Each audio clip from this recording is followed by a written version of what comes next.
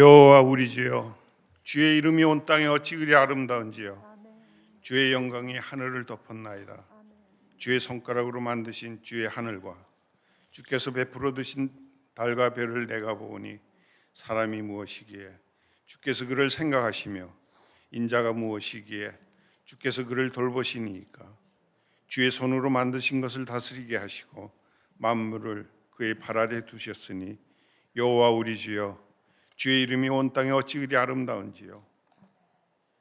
지난밤에도 깊은 단잠을 주시어 세상 고난 삶의 피로를 풀어주신 하나님 감사합니다. 새날 이 아침 하나님의 백성들이 모여 기쁜 감사 찬양 예배를 올려드립니다. 하나님 홀로 영광 받으시옵소서.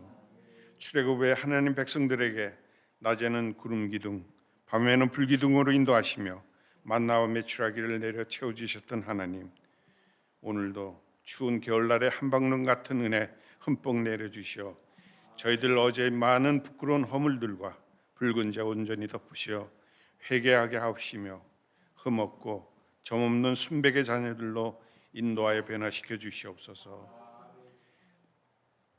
백성들의 죄사함을 용서를 기쁘게 베풀어 주시는 하나님, 연약한 저희 백성들에겐 때론 웃고 있을 때에도 마음의 슬픔이 있고 즐거움의 끝에도 남겨진 근심이 있음을 이 시간 고백합니다. 저희 백성들의 온갖 사정을 언제나 감찰하고 계시는 하나님, 근심이 누구에 있느냐, 원망이 누구에 있느냐, 까닭 없는 상처가 누구에게 있느냐, 백성들의 울부짖는 기도를 들으시고 염려하시어 그 형편과 소망 되물으시며 응답을 준비하고 계시는 하나님, 이 시간 간절히 바라옵기는 저희 백성들에게 정직한 입술과 선한 눈과 마음을 허락하여 주시옵소서. 눈짓을 하며 발로 뜻을 보이고 입을 가리고 귓속말을 하며 손가락질하는 다툼의 자리를 멀리하게 하옵시며 간사하고 허망한 자와 자리에 함께 하지 않게 도와주시옵소서. 하나님, 저희 하나님의 백성들 선한 마음의 입술을 열어 형제를 위로하며 칭찬하고 먼저 손 내밀어 화해와 용서하며 저희들의 붉은 많은 죄 대속함으로 십자가에 못 박혀 돌아가신 예수님 사랑으로 화평을 이루게 하시옵소서. 신실하고 정직한 백성들의 찬양 속에 기쁘게 거하시는 하나님, 아름다운 찬양으로 아버지께 올려드리는 찬양대를 귀히 여기시어 하늘의 크신 은혜의 축복 내려주시옵소서. 조용하고 은밀한 중에 예배를 위해 봉사하시는 각 직분자들의 숨겨놓은 수고를 찾아내시어 한껏 칭찬해 주시오며 성도들의 건강을 위해 시작한 건강 아카데미, 그리고 아이들의 교육부와 감사 한국학교를 위해 열정을 다해 수고하시는 선생님들과 이 땅의 희망인 아이들을 축복하여 주시옵소서. 아버지께서 지으신 첫 에덴 동산의 회복을 위해 쓰임받는 하나님의 자녀들로 자라나게 인도하여 주시옵소서.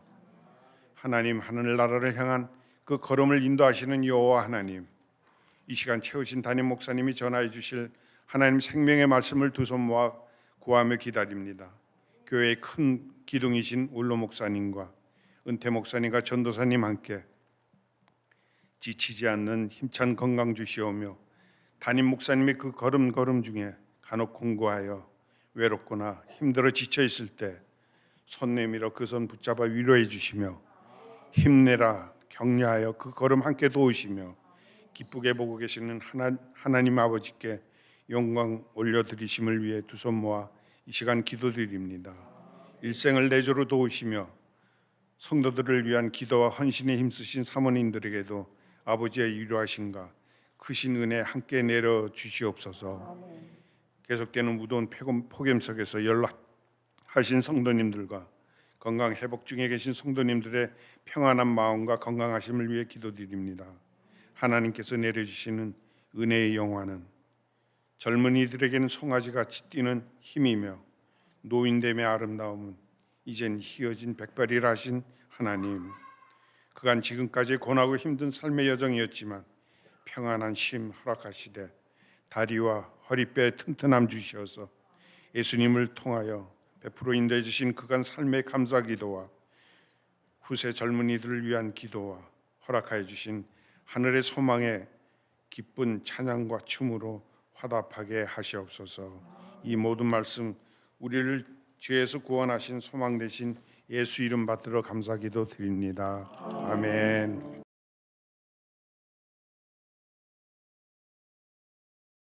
출애굽기 32장 7절에서 14절까지 시작. 여호와께서 모세에게 이르시되 너는 내려가라. 네가 애굽 땅에서 인도하여 낸 내 백성이 부패하였도다. 그들이 내가 그들에게 명령한 길을 속히 떠나 자기를 위하여 송아지를 부어 만들고 그것을 예배하며 그것에게 제물을 드리며 말하기를 이스라엘아 이는 너희를 애굽 땅에서 인도하여 낸 너희 신이라 하였도다. 여호와께서 또 모세에게 이르시되 내가 이 백성을 보니 목이 뻣뻣한 백성이로다. 그런즉 내가 하는 대로 두라. 내가 그들에게 진노하여 그들을 진멸하고 너를 큰 나라가 되게 하리라. 모세가 그의 하나님 여호와께 구하여 이르되 여호와여 어찌하여 그 큰 권능과 강한 손으로 애굽 땅에서 인도하여 내신 주의 백성에게 진노하시나이까. 어찌하여 애굽 사람들이 이르기를 여호와가 자기 백성을 산에서 죽이고 지면에서 진멸하려는 악한 의도로 인도해 내었다고 말하게 하시려 하나이까. 주의 맹렬한 노를 그치시고 뜻을 돌이키사 주의 백성에게 이 화를 내리지 마옵소서. 주의 종 아브라함과 이삭과 이스라엘을 기억하소서. 주께서 그들을 위하여 주를 가리켜 맹세하여 이르시기를 내가 너희의 자손을 하늘의 별처럼 많게 하고 내가 허락한 이 온 땅을 너희의 자손에게 주어 영원한 기업이 되게 하리라 하셨나이다. 여호와께서 뜻을 돌이키사 말씀하신 그 화를 백성에게 내리지 아니하시니라. 아멘.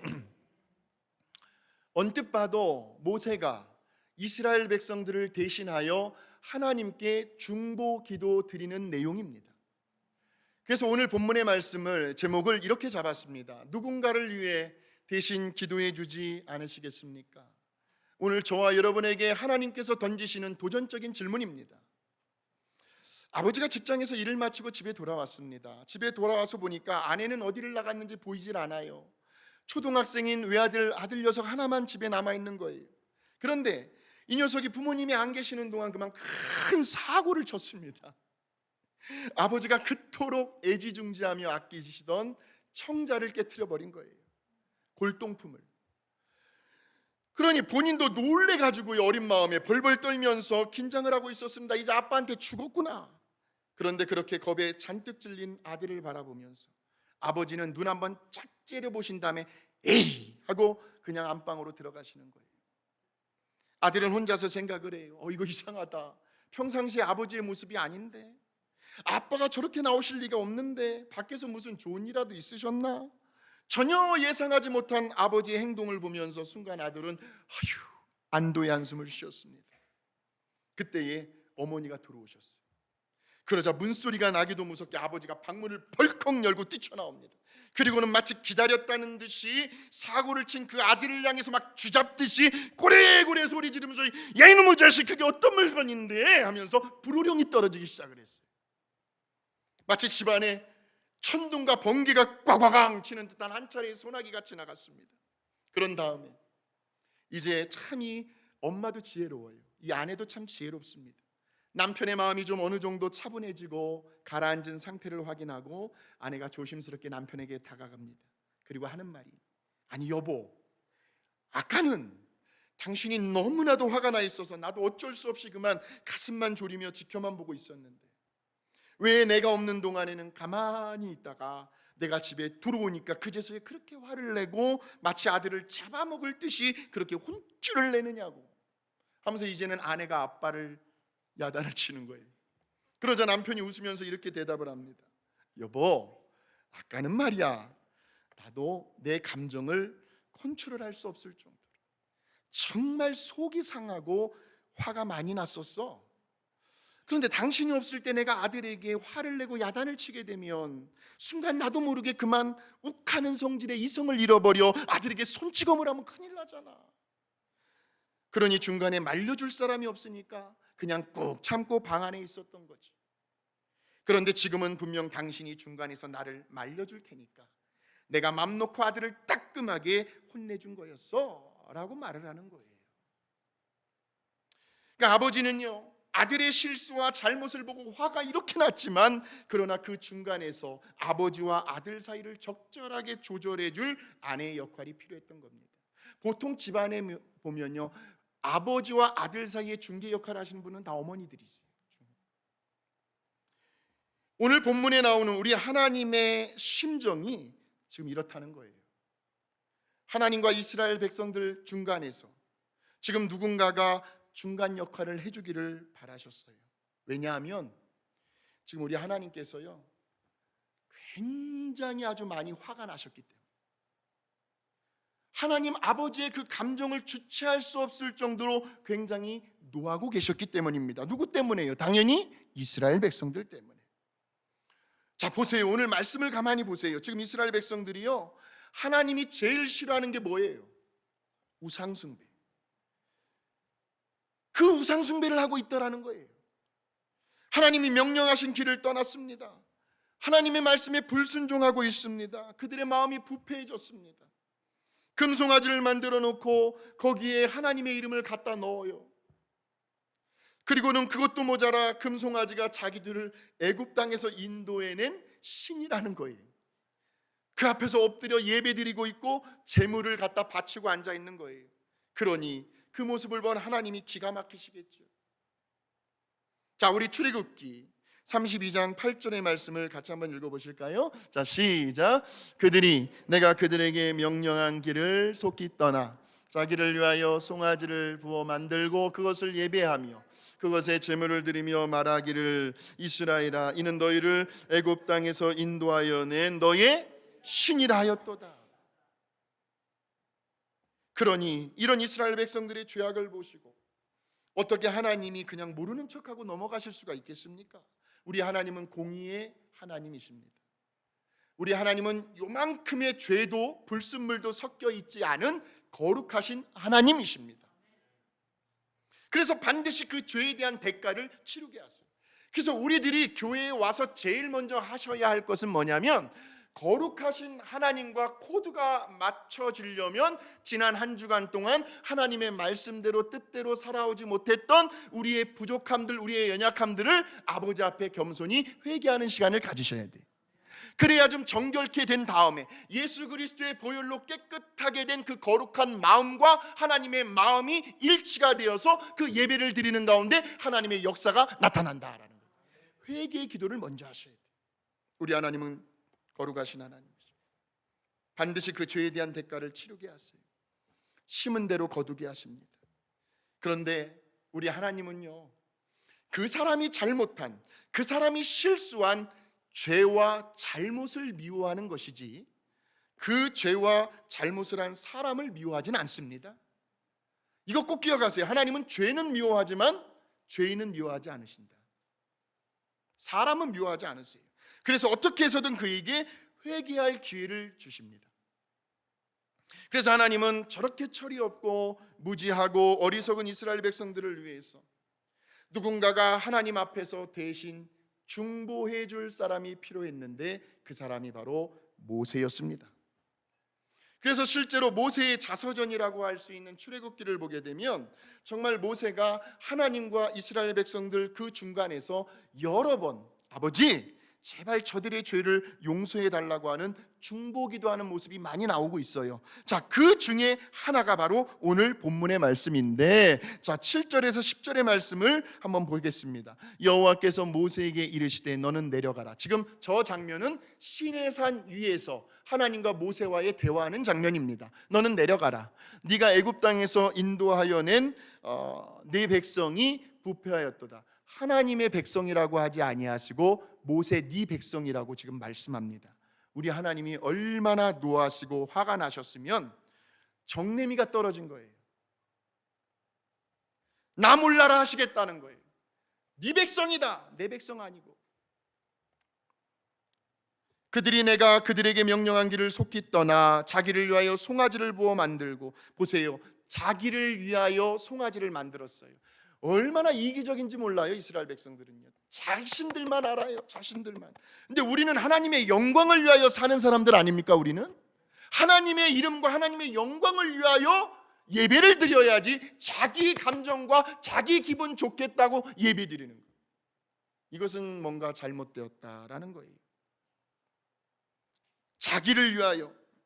왜요? 지금 이스라엘 백성들이 무지하게 불안해하거든요. 불안하고 있어요. 그것을 예배하며 그것에게 제물을 드리며 말하기를 이스라엘아 이는 너희를 애굽 땅에서 인도하여 낸 너희 신이라.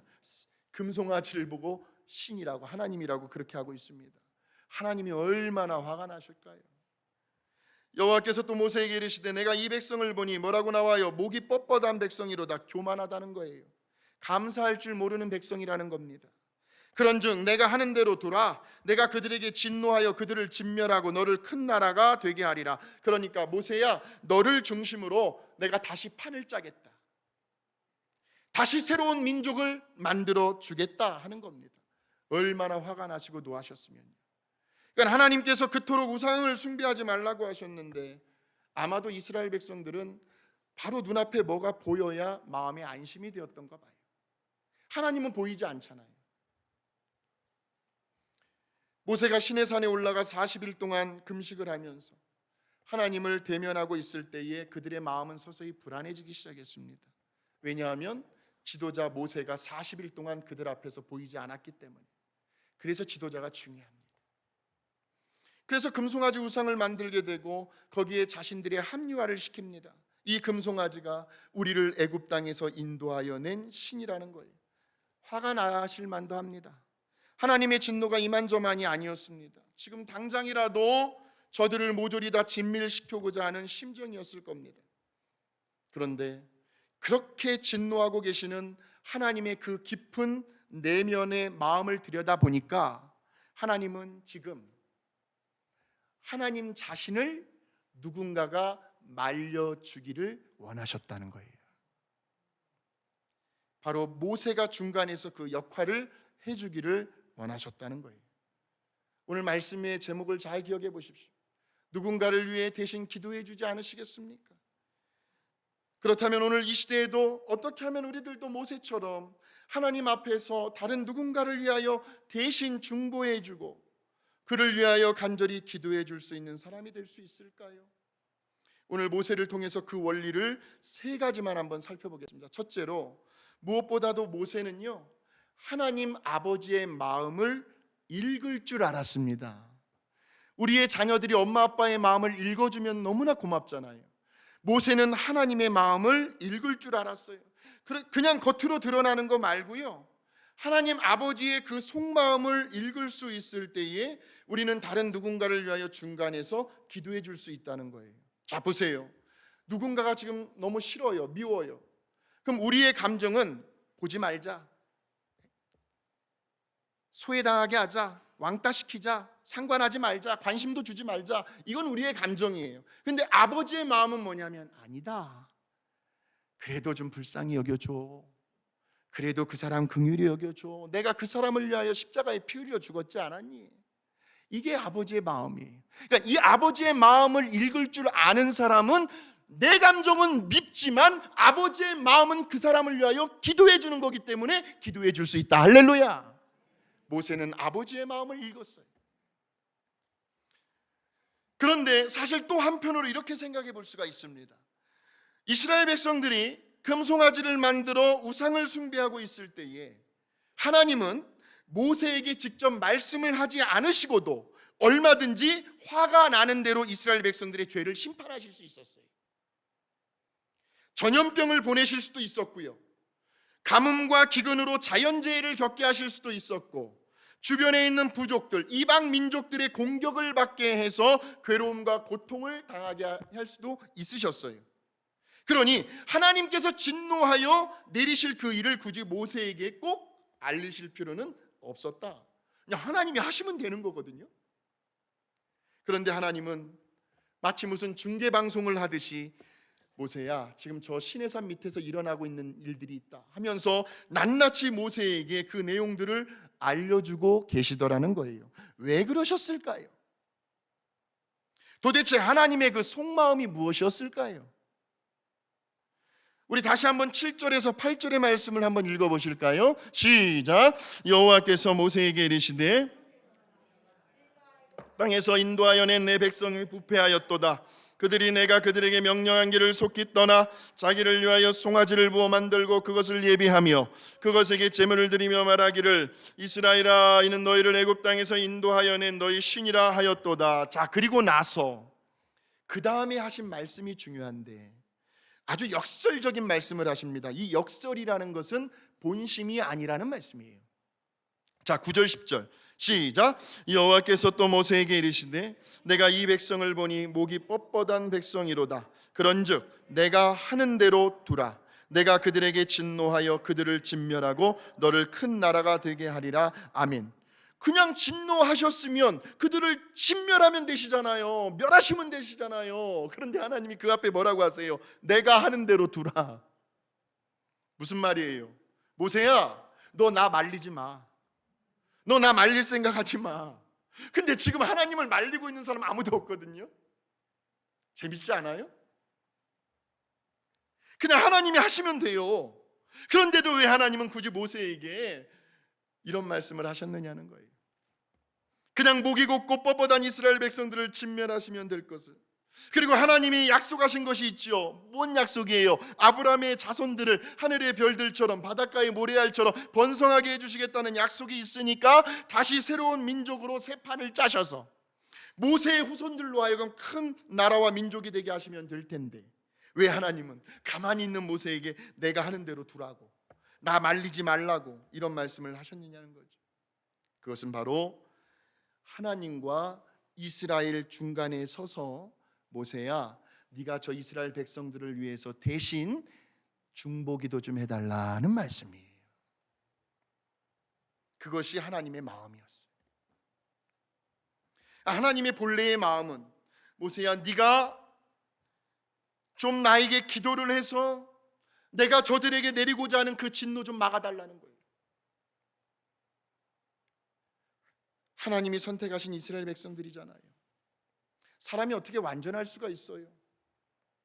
살아가다 보면 때로는 잘못된 길로 갈 수도 있고 그러는데 그 한 번 우상숭배했다고 해가지고 하나님께서 이스라엘 백성들 멸하시는 것은 하나님의 본심이 아니잖아요. 하나님은 원치 않으셨어요.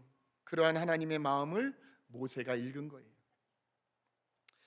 가끔은요, 하나님께서 저와 여러분으로 하여금 어떤 사람의 형편에 대해서, 어떤 사람의 처지에 대해서 유난히 더 부담을 갖게 하실 때가, 내일도 아닌데 하나님께서 그런 부담을 주실 때가 있어요.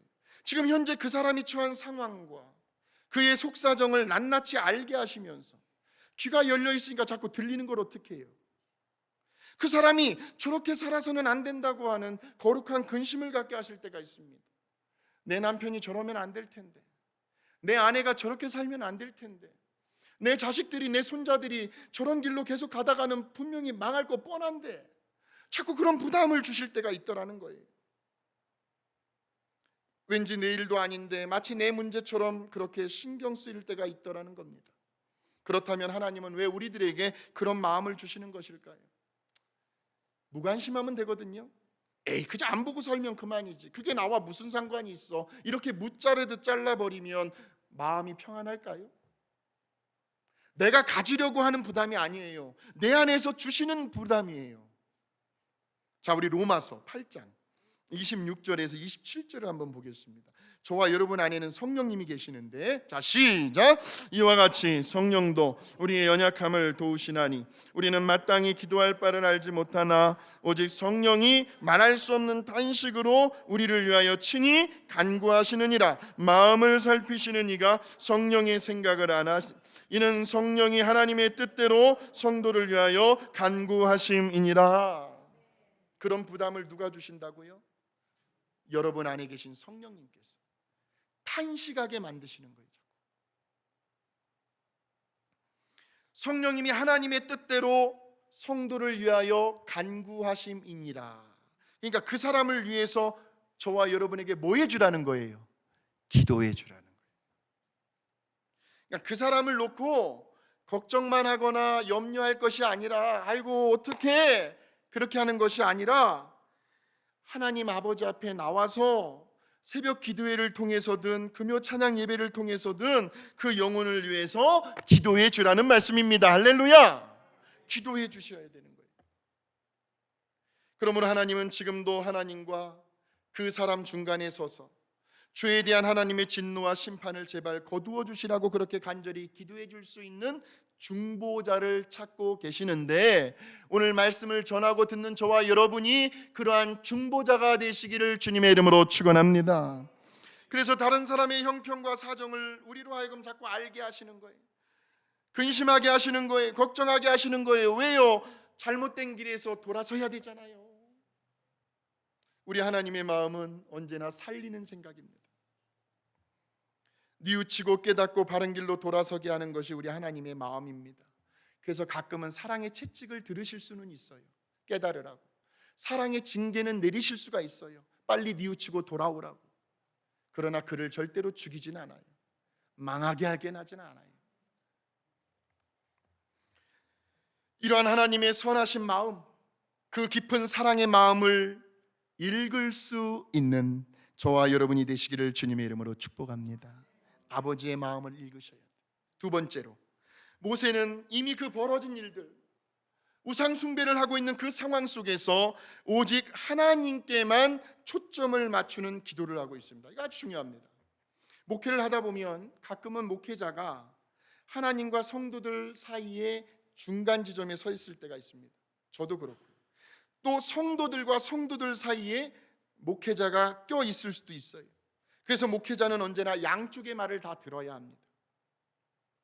어느 때는 양쪽의 말을 다 듣고도 그런데 판단이 잘 서지 않을 때가 있습니다. 이쪽에서 들어보면 이쪽 말이 맞는 것 같기도 하고, 저쪽에서 들어보면 저쪽 말도 틀린 말은 아니에요. 양쪽 다 일리가 있는 말처럼 들려와요.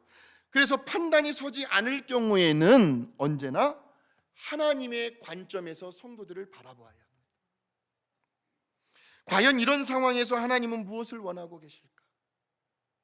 어떤 선택을 해야 하나님께서 기뻐하실까? 과연 지금 내가 하고 있는 이 행동이 하나님 앞에서 순수한 것인가? 혹시라도 내 욕심과 내 목회적인 야망에 사로잡혀 있지는 않은가?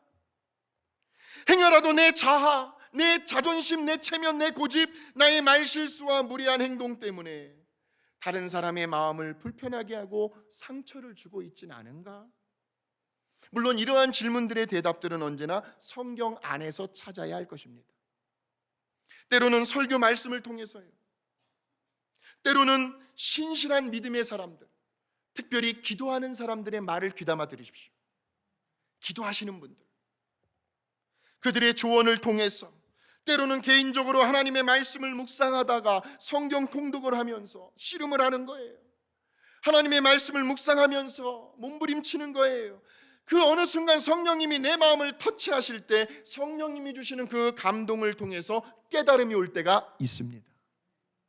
그래서 뭔가 지금 내가 잘못하고 있구나, 그 사람이 뭔가 잘못된 길로 걸어가고 있구나 할 때에는 나 자신을 위해서는 하나님 앞에 겸손히 회개 기도를 해야 하고, 다른 사람을 위해서는 중보의 기도를 해줄 수 있어야 한다는 말씀입니다.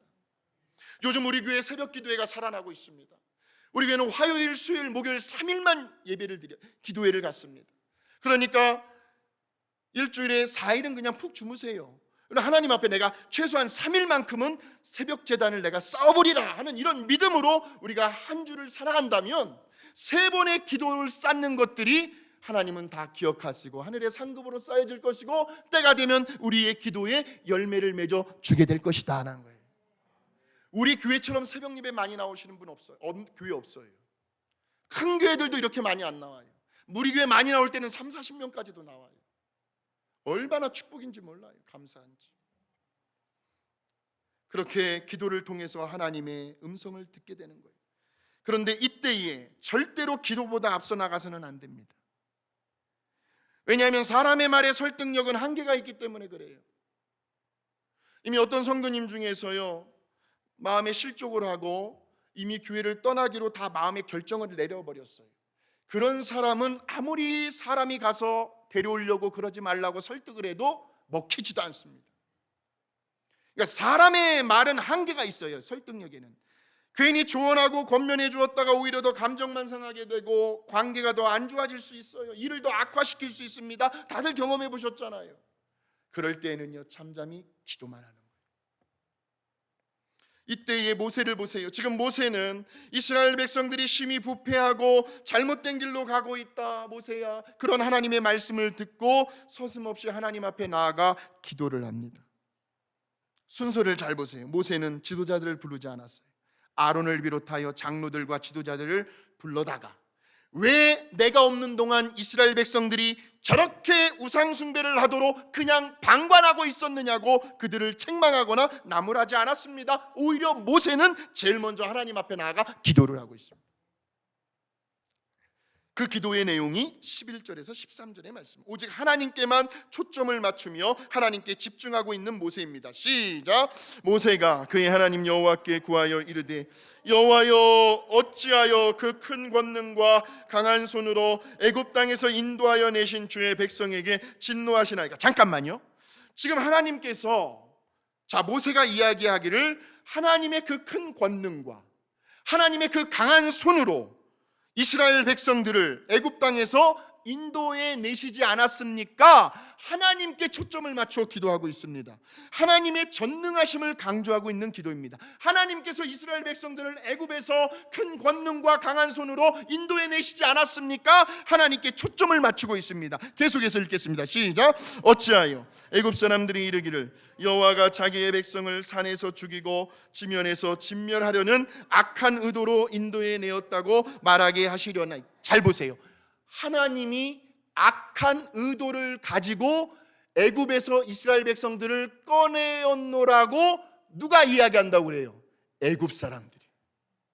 모세는 그걸 원치 않았어요. 어떻게 우리 하나님이 악한 의도를 가질 수가 있어요?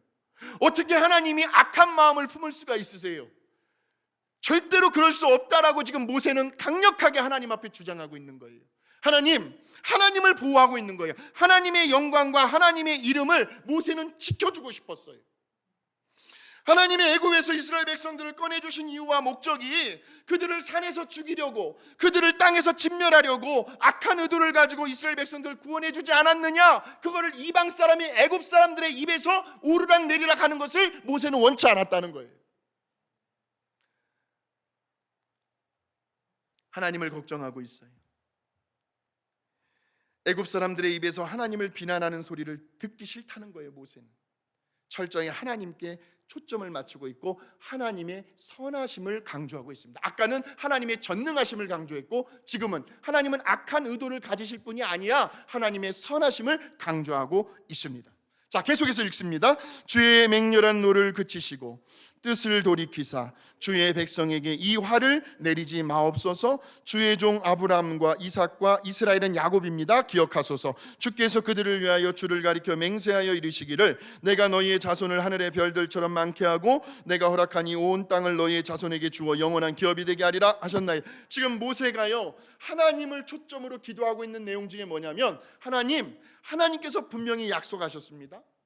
그것을 기억해 주십시오. 아브라함과 이삭과 야곱, 이스라엘에게 말씀하셨던 그 약속을 하나님 기억 좀 해 주십시오. 반드시 약속을 지키시는 신실하신 하나님을 강조하고 있습니다. 아까는 하나님의 전능하심, 또 하나님의 선하심, 지금은 약속하신 것은 반드시 지키시는 하나님의 신실하심을 강조하며 하나님께 초점을 드리는 기도를 하고 있더라는 거죠. 하나님의 이름과 영광을 위해서, 하나님의 선하신 성품, 하나님의 능력에 초점을 맞추고 있습니다. 철저히 하나님 편에 서서 하나님의 관점으로 기도를 드리고 있어요.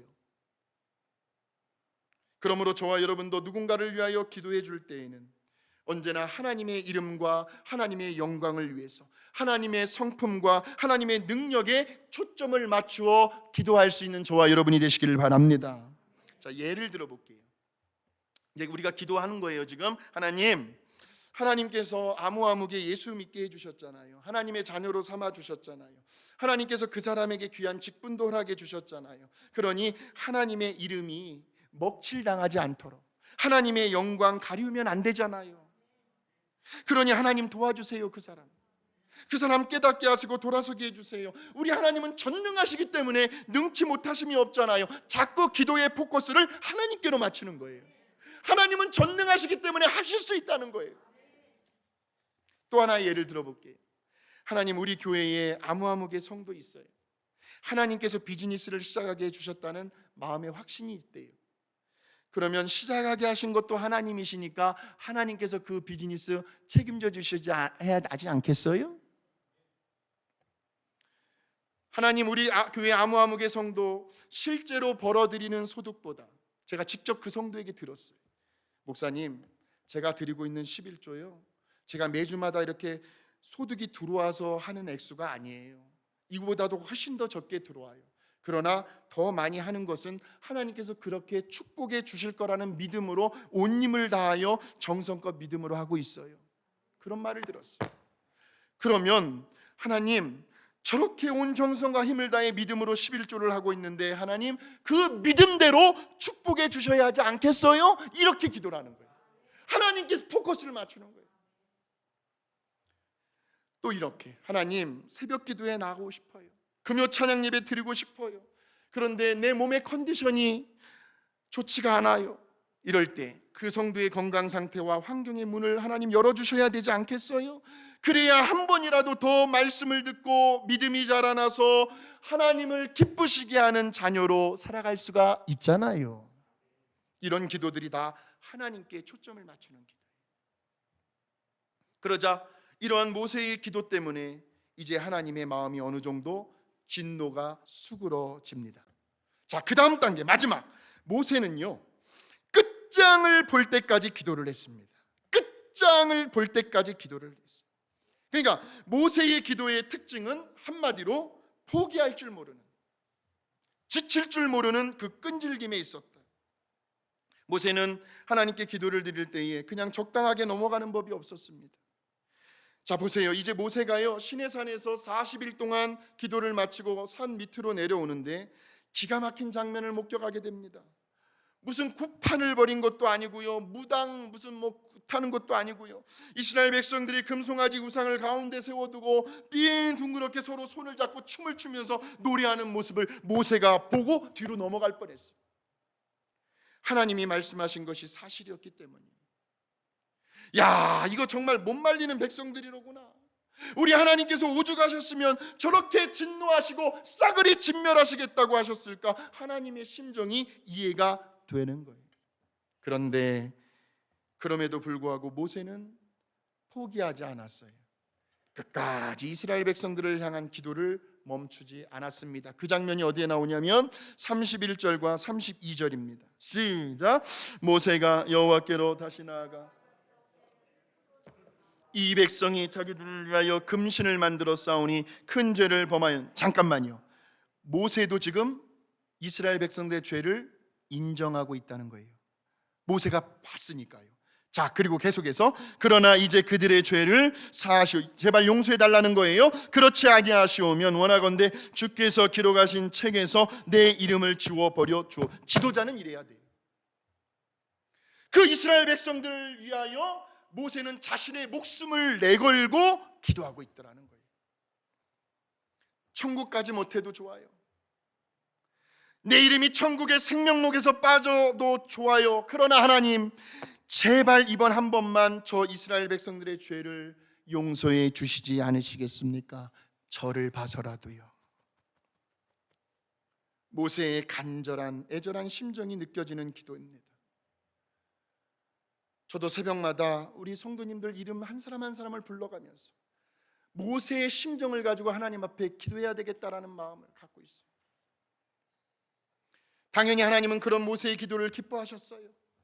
끝까지 포기하지 않는 기도, 하나님 정말 많이 속상하실 것 같아요. 그러나 그럼에도 불구하고 한 번만 더 용서해 달라고, 자신의 문제도 아닌데 그렇게 이스라엘 백성들을 대신하여 부르짖는 모세의 그 끈질긴 기도를 결국 하나님은 들어주시더라고요.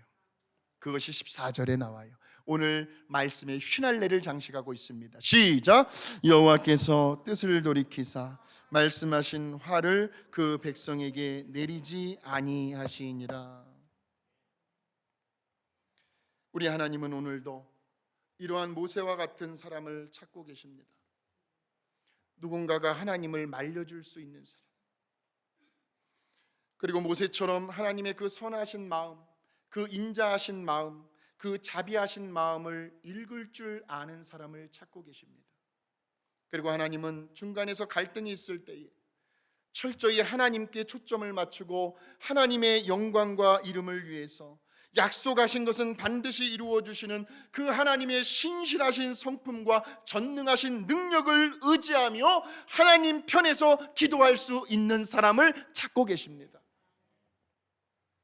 그리고 끝까지 포기하지 않고 끝을 볼 때까지 끈질기게 부르짖고 기도할 수 있는 사람을 찾고 계시는데, 오늘 이 시간 말씀을 전하고 듣는 저와 여러분이 하나님 앞에서 중보자가 될 수 있게 되시기를 주님의 이름으로 축원합니다.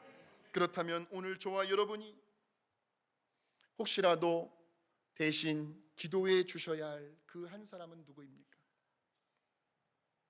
여러분의 남편이 되실 수도 있고, 아내가 될 수도 있고, 자식들이 될 수도 있고, 손주들이 될 수도 있습니다. 우리의 이웃들이 될 수도 있고, 우리의 구역 식구들, 성도들이 될 수도 있습니다.